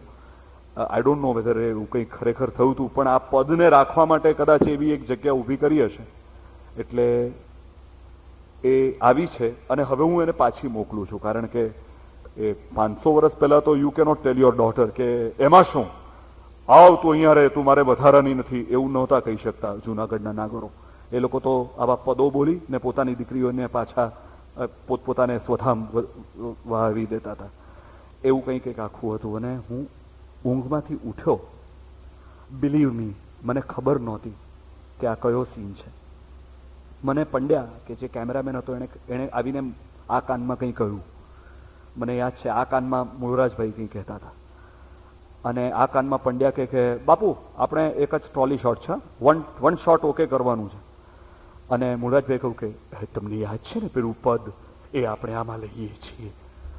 કયું પદ? શું યાદ છે? મેં કીધું શું, કયું પદ, શું? મને કે કેમ સાસરીએ સીધાવો રે, એવું બિંદુએ કહ્યું. એટલે મેં બિંદુ તરફ જોયું. હા હા. અને હું જાહેરમાં ઘણીવાર આત્મશ્લાઘા નથી કરતો દોસ્તો, ભલે ચહેરા પરથી એવું લાગતો હું, પણ અત્યારે ખરેખર અપવાદ કરીશ. એ આખું પદ સળંગ કોઈ પણ પ્રકારના, અને એ પદ મને શું કામ યાદ રહી ગયું હતું, એ સ્ક્રિપ્ટ મેં વાંચી હતી 4 દિવસ પહેલા કે આપણે આ સીન કરવાનો છે, એ હવે તમે અને બિંદુ એકલા હશો ત્યારે કરી નાખશો, એમ કરીને 4 દિવસ પહેલા એક આસિસ્ટન્ટે મને પદ આપેલું. એમાં કોઈ ડાયલોગ નહોતા અને પદ યાદ હતું. મને કવિતાઓ બહુ જલ્દી આસાનીથી યાદ રહી જાય છે, કદાચ એટલે હશે. બહુ જ જે રીતે જોઈએ એ રીતે એ આખું પદ હું બોલ્યો. એ પદ હું બોલી રહ્યો, એ પછી બિંદુ લગભગ 20-25 મિનિટ રડી. આજુબાજુ સુનકાર હતો. જે હતા એ બધા મંત્ર મુગ્ધ થઈને ઊભા હતા. કેમેરા પાછળ પંડ્યા રડતો હતો, ડિરેક્ટરની ખુરશીમાં બેઠા બેઠા રાજડા રડતા હતા. મને ત્યાં સુધી ખબર નહોતી કે મેં એવું તો સાલું શું કર્યું. અને પછી અમદાવાદમાં એક ટીવી શોપની બહાર સીજી રોડ ઉપર કોઈક એક ગુરુવારે હું કોફીના મગ્સ ખરીદવા ગયો હતો. ત્યારે પેલા માણસે દુકાન વધારે વહેલી વધાવી લીધી, કારણ કે એને જઈને નરસૈયો જોવું હતું. એણે મને બહાર કાઢ્યો. એ મને ઓળખી ન શક્યો, ઇડિયટ સાલો. પણ એ પછી હું બહાર આવ્યો ને ત્યારે મેં અવાજ સાંભળ્યા વગર, કારણ કે પેલો જાડો કાચ હતો અને 20 ટીવીમાં મેં એ શોટ જોયો. ત્યારે મને થયું કે વાહ જરીવાલા, આ યાર તમે આટલો બધો ટાઈમ વેસ્ટ કર્યો, પણ આ એક સારું તમે કાંક નરસૈયોમાંથી તમે જે લઈ આવ્યા તમારે માટે તે આ હતું. અને ખરેખર એ એક ક્ષણ એવી હતી કે મને એમ થયું કે યાર મારે માટે પૈસા વસૂલ વાત છે, આ મારે સારું થયું મેં નરસૈયો કર્યું. એટલે મને નરસૈયો એ એટલી મદદ કરી છે મારી જિંદગીમાં. મને માણસ તરીકે વધારે સમૃદ્ધ બનાવ્યો છે. મને બહુ સમજ પડવા માંડી છે હવે વેદોમાં. જ્યારે બ્રહ્મ લટકાં કરે બ્રહ્મ સામે, કે બ્રહ્મ પાસે એ શું નરસિંહ મહેતા કહેવા માંગે છે એ મને હવે ખબર પડી છે. આ પણ લટકાં જ છે નાટકે, અને એ નાટકની જ વાત કરતા હતા ત્યારે પણ. એટલે એમણે જે, અને નરસિંહ મહેતા, એટલે આઈ એમ રિયલી થેન્કફુલ કે કોઈએ પણ, જેણે પણ નક્કી કર્યું કે આ માણસને નરસિંહ મહેતા બનાવો, એ જેણે નક્કી કર્યું હોય એને. કારણ કે હું એટલું શીખ્યો છું નરસિંહ મહેતામાંથી, એટલું શીખ્યો છું. અને એ તો નાગર હતો, વિચાર કરો. નાગર પાસેથી કંઈ પણ શીખી શકાય એ વાત હું માનનારો નહોતો, નાનો હતો ત્યારે. કારણ કે હું નાનપણથી મોટો થયો, વાણીઓ ખરો, પણ નાગરો વચ્ચે જ રહ્યો છું. મારા દાનામાં દાના દુશ્મનો નાગરો છે, મારા પ્રિયતમમાં પ્રિયતમ મિત્રો નાગરો છે. પણ આ એક નાગરે મને એટલું શીખવાડ્યું છે મારી જિંદગીમાં કે ખરેખર એ મારી જિંદગીની અદ્ભુત ક્ષણોમાંની એક કહી શકાય. બે વિરોધી વાત એક ભાઈને સમજાતી નથી. એમ કહેવાય છે કે નાટકનો પ્રાણ એ સંઘર્ષ છે. સંઘર્ષથી જ નાટક શક્ય બને છે. અને બીજી બાજુ એમ પણ કહેવાય છે કે નાટક આનંદ આપે છે. તો પછી સંઘર્ષથી આનંદ મળે એ શક્ય છે? સંઘર્ષથી આનંદ મળે એ શક્ય છે. સંઘર્ષથી અગ્નિ મળ્યો છે આપણને. સંઘર્ષથી આનંદ શું કામ ન મળે? એમ કહેવાય છે કે તમે એ જ વ્યક્તિને સૌથી વધારે ધિક્કારી શકો જેને તમે સૌથી વધારે પ્રેમ કરતા હો.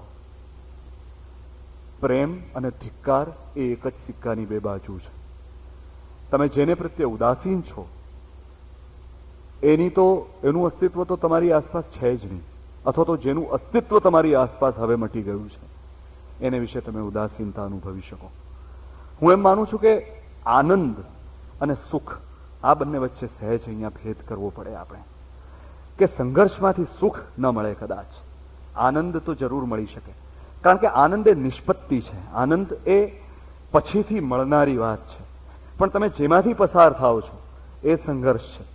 અને જ્યારે તમે બે પ્રતિવાદીઓને જ્યારે તમે સ્ટેજ પર યુદ્ધ કરતા જુઓ, સંઘર્ષ કરતા જુઓ, તમે એક વિચારધારાને બીજી વિચારધારા સાથે, એક વ્યક્તિત્વને બીજા વ્યક્તિત્વ સાથે, કે એક સારથને એક નઠારાપણા સાથે સંઘર્ષ કરતા જુઓ, ત્યારે તમે તમારી બે આંખોની પાછળ એક ત્રાજવું લઈને એક વાણિયો બેઠો હોય છે.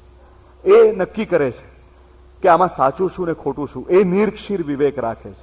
અને તમને 3 કલાક કોઈ પણ નાટકમાં જ્યારે સંઘર્ષ જોવા મળે ત્યારે યુ સિટ ઇન જજમેન્ટ. તમે અલગ છો એનાથી, તમે પોતે એ સંઘર્ષમાં નથી, પણ તમારામાં પણ એ સંઘર્ષના તત્વો છે. તમે તમારી અંદર રામને પણ જુઓ છો, રાવણને પણ જુઓ છો. થોડીક વખત તમને પેલી વાત સાચી લાગે છે, થોડીક વખત તમને આ વાત સાચી લાગે છે. એ બધાને અંતે જ્યારે તમને એક પ્લેરાઇટ પોતાનો એક અભિગમ આપીને એક વાતનું તમને નિરાકરણ લાવી આપે અને તમે જો એની સાથે સંમત થતા હો તો તમને એ આનંદ બહુ હોય છે કે જે તમે ન કરી શક્યા એ પ્લેરાઇટે તમને કરવામાં સહેજ મદદ કરી. માટે હું એમ માનું છું કે સંઘર્ષ ભલે હોય પણ એ છેલ્લે તો આનંદ તરફ જ એ રીતે દોરી જઈ શકતો હશે કદાચ. નાટકમાં કોઈ પણ પાત્રને આત્મસાત કરવું પડે છે, આવું જીવનમાં કરવું પડે છે ખરું? જીવનમાં બધા પાત્રો બહુ જ સહજ રીતે આત્મસાત થઈ જતા હોય છે. પહેલી વાર તમે તમારા બોસની સામે જુઠ્ઠું બોલો ત્યારે કદાચ તમને આત્મસાત ન થવું હોય જુઠ્ઠું બોલવાપણું ને તમે ન બોલી શકો. બીજી વાર તમે કેવી સરળતાથી જુઠ્ઠું બોલી શકો છો. તમે પહેલી વાર તમારા ક્લાસરૂમમાં તમારા ટીચરને તમે એમ કહો કે ના ટીચર, એ અવાજ મેં નહોતો કર્યો, ત્યારે કદાચ તમને એ કઠે છે. પણ બીજે જ દિવસે ફરી પાછું જ્યારે જુઠ્ઠું બોલવાનું આવે ત્યારે કદાચ સહેજ ઓછું કટતું હોય છે. આપણને સમય મળી રહે છે આપણી ભૂમિકાઓ આત્મસાત કરવાનો. ક્યારેક આપણને એ સમય મળતો નથી. અચાનક કંઈક એવી વસ્તુ તો આપણી સામે આવીને ઊભી રહી જાય છે. મને યાદ છે મારી પત્ની જ્યારે સર્વપ્રથમ મારી સામે આવીને ઊભી રહી ત્યારે હું એનું નામ નહોતો જાણતો. મને ખબર નહીં કે એ મને જાણે છે. એટલે એણે કોઈક હરણ તમારી તરફ જોતું હોય, તમે કોઈ હરણને જોયું છે? હરણની આંખોમાં કોઈ ભાવ નથી હોતો, એ કુતૂહલથી તમને જોયા કરે. એ જ રીતે અપરાએ મને બસમાં આમ ફરીને આમ જોયું. મને થયું હા યાર, આટલી સરસ દેખાતી છોકરી મને જુએ છે પહેલી વાર. It's the reverse flow. હું સરસ છોકરીઓને જોયા કરતો હોઉં છું, પણ એણે આમ જોયું ને ત્યારે મને ખબર નહીં પડી મારે શું કરવું તે. કારણ કે એ કેરેક્ટર મેં આત્મસાત નહોતું કર્યું. એ અચાનક આવીને મને ઊભું કરી દેવામાં આવ્યું કે હવે એક છોકરી તરફ સરસ રીતે જુઓ, રસ સહિત જુઓ, એવા એક પ્રેમીનું તમે પાત્ર કરો. તો મારું ગળું સુકાવા માંડ્યું. મને આમ હોઠ મારા કોરા પડી ગયા, મારી જીભ તાળવેજીને ચોંટી ગઈ. આ બધું પેલું તમે સ્ટેજ ફ્રાઇટ હોય ને, તમે નાટકમાં તમે એન્ટર થાવ એ પહેલાં તમને જે બધું થાય તે પછી તમને અંદરથી કોઈ ધક્કો મારે એટલે તમે સ્ટેજ પર આવો, એ રીતે મને પણ થયું છે. મને લાગે છે કે જ્યાં જ્યાં આપણે આઈ થિંક જીવનમાં પણ આત્મસાત કરવા માટે સમય મળતો હોય છે અને આપણે આયાસે અનાયાસે આત્મસાત કરી લેતા હોઈએ છીએ. દર્શનભાઈ જી, નાટકમાં એવી રીતે કઈ ખૂબી છે જે જીવનમાં નથી?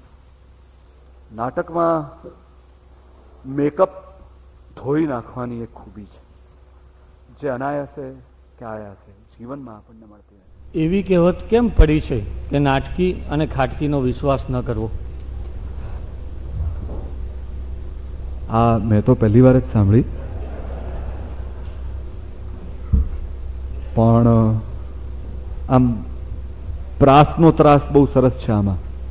નાટકી, ખાટકી એવા ઘણા બીજા પણ પ્રાસ છે. વાટકી, પણ એની સાથે આપણે વાટકીનો એ વિશ્વાસ ન કરવો, કઈ બાજુ ઢળીને પડશે કહેવાય નહીં. હું એમ માનું છું કે ખાટકીનું કામ રહેસી નાખવાનું છે. એટલે તમારામાં જો રહેસાઈ જવા જેવું કંઈ પણ અસ્થાયી હોય તો ખાટકીનો વિશ્વાસ તમારાથી ન થાય. અને હું એમ માનું છું કે નાટકીનું કામ તમારામાં જે સ્થાયી ભાવ છે એને જાગૃત કરવાનું છે. આજે તમે ગમે એટલા મોહરા લઈને મારી સામે આવ્યા હો, જો મારામાં એ ખૂબી હોય કે હું તમારી નજરમાં નજર મેળવું અને સીધો તમારા હૃદયમાં ઉતરી જાઉં, તો કદાચ તમે મારી સામે પણ એટલા જ નિર્વસ્ત્ર છો જેટલા તમે બાથરૂમમાં તમારા અરીસા સામે હો છો. તો કદાચ તમારે મારો પણ વિશ્વાસ ન કરવો જોઈએ. કારણ કે આ ભરી મેદનીમાં હું એક જ ચહેરા સાથે વાત કરી રહ્યો છું. આ આંખો મારી પાસે એક જ ચહેરો છે. અને જો ઓડિયન્સને આ મારી પ્રિયતમા છે એ રીતે હું વાત ન કરું ત્યાં સુધી હું મારી વાત પહોંચાડી ન શકું. અને પ્રેમમાં પડેલા માણસનો કોઈ દિવસ વિશ્વાસ ન કરવો, કે પ્રેમમાં પાડી શકે એવા માણસનો કોઈ દિવસ વિશ્વાસ ન કરવો, એવું ગભરું લોકો માનતા હોય છે. એટલે હું માનું છું કે જે ગભરાય છે એને ખાટકીથી જે રીતે ગભરાવાનું છે એ રીતે નાટકીથી પણ ગભરાવાનું છે. એક નાટકના દોર પછી ફરી પાછા આપણે જીવનની ફિલોસોફીમાં આવીએ તો જીવનમાં જે કરુણતા છે એ કરુણતાની પરાકાષ્ઠા શેમાં છે? જીવનમાં, મૃત્યુમાં, પ્રેમમાં કે ધિક્કારમાં? હું માનું છું કે કરુણતાની પરાકાષ્ઠા પ્રેમમાં છે. કારણ કે ધિક્કાર, જીવન કે મૃત્યુ, લેટ્સ અન્ડરસ્ટેન્ડ ધીસ, કે હું એમ માનું છું કે પરાકાષ્ઠાની જ્યાં સુધી વાત છે, પેલી વિસલ જે વાગી એ મારી ટ્રેનની હતી હસી, પેલી પાછી વિસલ વાગી હસી. ધિક્કાર કે પ્રેમ, જેમ મેં હમણાં જ કહ્યું તેમ હું એમ માનું છું પર્સનલી કે પ્રેમ અને ધિક્કાર એ બંને એક જ સિક્કાની બે બાજુઓ છે. ઉત્કટતા જેમાં છે, કરુણતા પણ કદાચ ત્યાં જ ક્યાંક છે. કરુણતા માં હસી કાઢવાનું પણ હોય છે. તમે જ્યારે રડતા રડતા ખડખડાસવા માંડો ત્યારે લોકો એમ માનતા હોય છે કે જો કેવી સરસ પાગલની એક્ટિંગ કરે છે. એટલે આનંદની તીવ્ર અનુભૂતિ, ધિક્કારની તીવ્ર અનુભૂતિ કે પ્રેમની તીવ્ર અનુભૂતિ, તીવ્રતા જ્યાં છે કરુણતા ત્યાં છે. કરુણતા માત્રાનું નામ છે, કદાચ એ કોઈ ભાવનું નામ નથી. અને માટે જ હું માનું છું કે માત્રામાં જે પ્રેમની માત્રા ધિક્કાર કરતા હું સહેજ વધારે મૂકું છું. અને તેથી જ હું માનું છું કે આ ચારમાંથી સૌથી વધારે કરુણતા પ્રેમમાં છે. આપના માટે જીવન એ નાટક છે કે નાટક એ જીવન છે? મારા માટે નાટક એ જીવન છે. મને નાટક વગર જીવવું કેવી રીતે એ આવડતું નથી. અને મારા એક મિત્રે મને કહ્યું તેમ, your profession May be that of a chartered accountant, your fat is going to be that of N actor. એને હું મારી કવિતાનું ધ્રુવ પંક્તિ પકડીને ચાલી રહ્યો છું. મારે માટે નાટક ખરેખર જીવન છે. આપને વધુ આવક અને આનંદ શેમાંથી મળે છે? નાટકમાંથી કે શેર દલાલના વ્યવસાયમાંથી? આજકાલ તો બંને નાટકમાંથી વધારે મળે છે. પણ આનંદ ડેફિનેટલી નાટકમાંથી જ મળે છે. કદાચ એ એટલે જ મને મારી ગમે એટલી તંગ કે કપરી પરિસ્થિતિ હોય, નાટક એ મારે માટે મેડિટેશન જેવું છે. તમે લોકો મેડિટેશન કરો છો, હું નાટક કરું છું. આપણે બંને જે છીએ એમાંથી જે હોવા જોઈએ એ તરફ જવાનો પ્રયત્ન કરીએ છીએ. તમે તમારી રીતે કરો છો, હું મારી રીતે કરું છું. તમે જીવનમાં કોઈ અંગત લાભ લેવા માટે વાસ્તવિક જીવનમાં નાટકનો રોલ કર્યો છે ખરો? નાટક કરું ત્યારે શું વાસ્તવિક જીવનમાં અંગત લાભ લેવા માટે કોઈ રોલ કર્યો છે ખરો? હા, મેં કર્યો છે. મેં ઘણી વાર એવા રોલ્સ કર્યા છે. ઘણી વાર અમુક મુદ્રા, અમુક વાત, અમુક શબ્દો, અમુક જુઠ્ઠાણા, I must admit that I have done that in life. But one thing is very certain કે નાટકને કારણે હું આ બધું જ્યારે કરતો હોઉં છું ત્યારે સીલિંગ ઉપર કોઈ ત્રીજી જ વ્યક્તિ મને જોતી હોય એ રીતે મારી પોતાની જાતને જોવાની બહુ આદત પડી ગઈ છે. અને હું માનું છું કે એ મને એક માણસમાંથી એક રાક્ષસ થતા રોકે છે. કારણ કે હું જ્યારે મારી નજરમાં જ સાવ ઉતરી જાઉં ત્યારે હું માણસ મટી જઈશ. અને આ જે પ્રેક્ષક છે ને મારી અંદર, જે મને આવા નાટકો કરતા જુએ છે, એ જ મને માણસ તરીકે પકડીને રાખે છે. એટલે આ મેં કર્યું છે અને કદાચ હવે પછી પણ જો મુશ્કેલીમાં આવી જઈશ તો કરીશ પણ ખરો. પણ આઈ હોપ કે વધારે ને વધારે એવું કરવાનો મને પેલો ના આવે, મોકો ના આવે.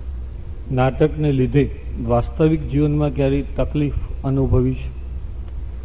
હા, નાટકને લીધે તકલીફો અનુભવી છે. વાસ્તવિક જીવનમાં ઘણી અનુભવી છે. તમે નાટકમાં કામ કરતા હો એટલે તમારો અમુક જ પ્રકારનો મિજાજ હશે, અમુક જ પ્રકારનો સ્વભાવ હશે, એવું લોકો માનતા થઈ જતા હોય છે. તમે એમની એ અપેક્ષાઓથી વિપરીત નીકળો. એ લોકો માનતા હોય છે કે નાટક જે લોકો કરે એમનામાં ઊંડાણ નથી હોતું, એમનામાં માણસ તરીકેની ડેપ્થ નથી હોતી. જ્યારે તમે કોઈ ગહન વાત કરો, કોઈ એવી વાત કરો કે જે તમને ખરેખર મહામૂલી, તમે તમારા દરિયામાં ઊંડા ઉતરીને તળિયેથી મોતીનો મુઠ્ઠો લઈને બહાર આવ્યા હો, એટલી મહેનત કરીને તમે તમારું સત્ય કોઈકને સમજાવવા માંગતા હો ને સામેવાળો માણસ એમ માને કે તમે કોઈકે લખેલી સ્ક્રિપ્ટ ભજવી રહ્યા છો. એટલે એવું ઘણી વાર થાય છે. તમારી આ બીજી લાઈફથી અપરાબેન ક્યારેય કંટાળ્યા નથી કે તમારી સાથે લડ્યા નથી? અપરાને ઝઘડવા માટે કારણની જરૂર પડતી નથી. Apara is a very great critic of mind. હું જીવનમાં પણ જ્યારે નાટક કરતો હોઉં છું ત્યારે મારી સામે ડોળા કકડાવતી હોય છે. અને જ્યારે હું નાટકમાં પણ સહેજ ઊણો ઉતરતો રોલ કરતો હોઉં છું ત્યારે પણ એ બેકસ્ટેજમાં મને ખૂબ લતાડતી હોય છે. એક નાગરપત્ની તરીકે આ એનો ધર્મ છે અને એ ધર્મ બહુ સરસ રીતે બજાવતી હોય છે. એટલે હમણાં એક બહુ સરસ કિસ્સો થયો હતો. ચૈત્ર વૈશાખ નામનું એક નાટક અમે બંને સાથે કર્યું. એ નાટક કમર્શિયલી બહુ સક્સેસફુલ નહોતું પણ બહુ સરસ હતું. એમાં હું એક બહુ જ કડુ પ્રકારના એક હસબન્ડનો રોલ કરતો હતો અને મારી પત્ની મારી એક બહુ જ સીધી સાદી પત્નીનો રોલ કરતી હતી કે જે ખૂબ ધનાઢ્ય છે અને આ પતિ એને મારી નાખવાના પેતરાઓ જ કર્યા કરતો હોય છે એક પછી કે આને ક્યાંક રીતે મારી નાખું અને એના બધા પૈસા લઈ લઉં. તો એમાં એ નાટક શરૂ થાય છે. એના પહેલા અને બીજા સીન પછી તરત જ મારા સસરા ગુજરી જાય છે એવું એક એમાં દ્રશ્ય હતું. 21મી નવેમ્બર 1997 દિવસે અમે ચૈત્ર વૈશાખનો પહેલો શો કર્યો. 23મી નવેમ્બર 1997 દિવસે મારા સસરા ખરેખર ગુજરી ગયા. એ પછી એ નાટકનો ત્રીજો સીન કે જેમાં એ સસરાનું એક ઉઠમણું હોય છે, નાટકમાંના સસરાનું. એ ઉઠમણાનો સીન એવો હતો સાહેબો કે લોકો પેટ પકડીને હસતા. કારણ કે એમાં પેલો જે પતિ હોય છે એવું જુઠ્ઠું રડતો, બાપુજી કરીને કંઈક રડતો આખો અને છેતરી ગયા એમ કર્યા કરતો. અને પેલી પત્ની બિચારી સાવ સાદી સાચું રડતી. હવે તમે વિચાર કરો દોસ્તો કે મારી શું હાલત થઈ હશે. કારણ કે ખરેખર મારા સસરા ગુજરી ગયા હતા. તો જ્યારે હું છેતરી ગયા એમ બોલ્યો ત્યારે હંમેશા રિહર્સલ દરમિયાન અપરા હસતી મનમાં ને મનમાં. અને હું એ વિષયને બહુ ગુસ્સે થતો કે તું અપરાની જેમ રિએક્ટ શું કામ કરે છે એક કો આર્ટિસ્ટ તરીકે. You be in your role. For you your father has died so you have to be unhappy. So she would always tell me કે તમે તો યાર બહુ તૂટી પડો છો મારી ઉપર, મારી એક નાની સરખી ભૂલ પણ તમે જવા નથી દેતા. અને એ પછી જ્યારે અમે શો કર્યો ત્યારે નેચરલી અપરા ખૂબ રડતી હતી, સાચું રડતી હતી. ત્યારે મેં બહાર જઈને એને કીધું, કેમ હસી નહીં? અને પછી એ સહેજ સ્વસ્થ થઈ. મેં તું જો મને તારા હસવાની આદત પડી ગઈ છે, એટલે હું જ્યારે બાપુજી કરીને જોરથી ચીસ પાડું ત્યારે તું હસીશ નહીં તો મને પણ એમ જ લાગશે કે હું પણ ઉષાકાંતભાઈ માટે જ રડી રહ્યો છું. એટલે જો તારે એવું જોઈતું હોય તો આપણે સ્ટેજ પર પણ એવું કરીએ. મને કે ના, આપણે એવું નહીં કરીએ. અને પછી અમે ચૈત્ર વિશાખના જેટલા શો કર્યા ત્યારે અમે ખરેખર એ નાટક જ કર્યું. અમે અમારા અંગત સ્વજનના આવા લોસ માટે અંદર ખાને જે પતાવવાનું હોય, રડવાનું હોય, અમે પતાવી લીધું. પણ નાટકે અમને આ એક સવલત કરી આપી છે.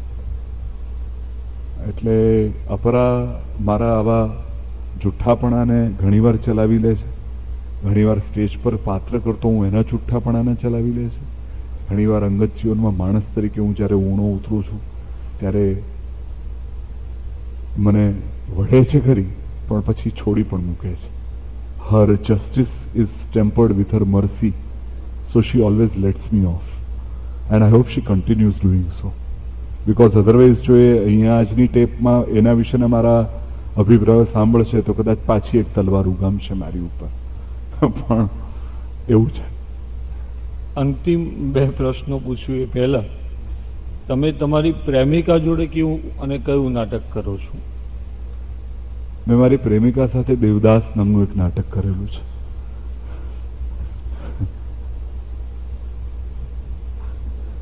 સૌથી પ્રિય કવિતા, સૌથી પ્રિય નાટક અને સૌથી પ્રિય નાટ્યકાર?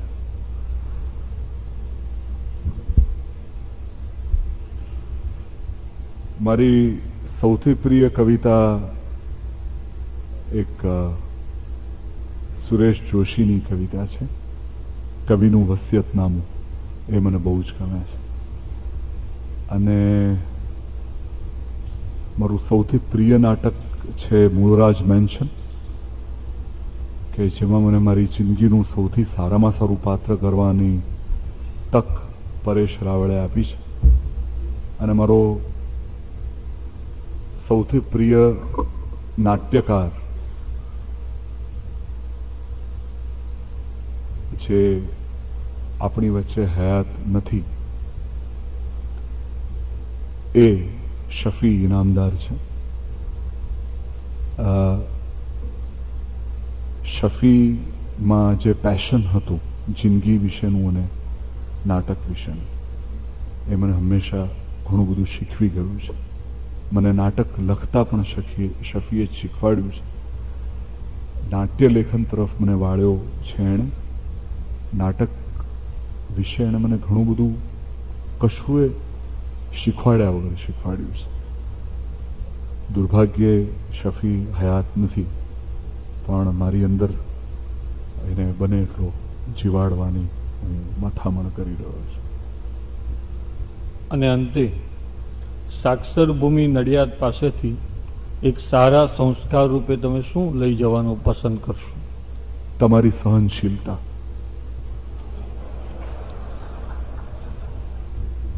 ખૂબ ખૂબ આભાર દર્શનભાઈ. ખૂબ ખૂબ આભાર તમારો બધાનો પણ. Thank you for bearing with me. I hope next year you at least call me to listen to the other speakers, if not bore you from this side of the mic. આભાર એ આનંદ સાથે વ્યક્ત કરું છું કે અનેક વ્યસ્તતાઓ વચ્ચે આપણે અહીંયા પધારવાનો અમને જે સહકાર આપ્યો, અને સાથે એવા આગ્રહ સાથે પણ વ્યક્ત કરું છું કે આ વર્ષે અફરાબેન પણ આપની સાથે આવવાના હતા. એ તમે જે બતાવ્યા છે બિઝનેસના કારણો, એ દેખીતા કારણો જ સાચા હોય એવી અમે અપેક્ષા રાખીએ છીએ, અને આગામી વર્ષે આપ સાથે આવો એવી વિનંતી કરીએ છીએ. આ વ્યાખ્યાનમાળાને જે ઇકોવાલા ટ્રસ્ટ સ્પોન્સર કરી રહ્યું છે એમનો, આપ સૌનો, સર્વેનો સમયસર આવવા બદલ ફરીથી આભાર માનું છું.